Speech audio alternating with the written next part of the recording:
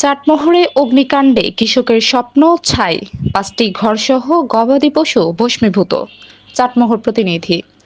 পাবনার চাটমোহর উপজেলার ছাইকলা ইউনিয়নের পশ্চিমপাড়া গ্রামে এক ভয়াবহ অগ্নিকাণ্ডে নিঃস্ব হয়ে পড়েছে মৃত সোলেমান আলীর পরিবার।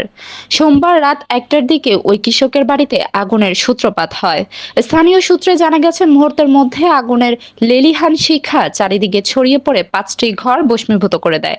আগুনে পুড়ে মারা গেছে পরিবারের ৭টি ছাগল, ২টি গরু এবং ২৫টি মুরগি।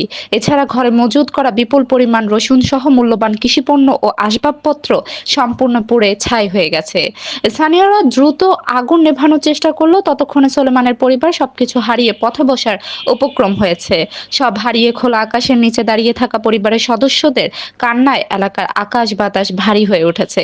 এই অপূরণীয় ক্ষতিতে স্থানীয় জনপ্রতিনিধি ও প্রশাসনের জরুরি সহায়তা কামনা করেছেন এলাকাবাসী।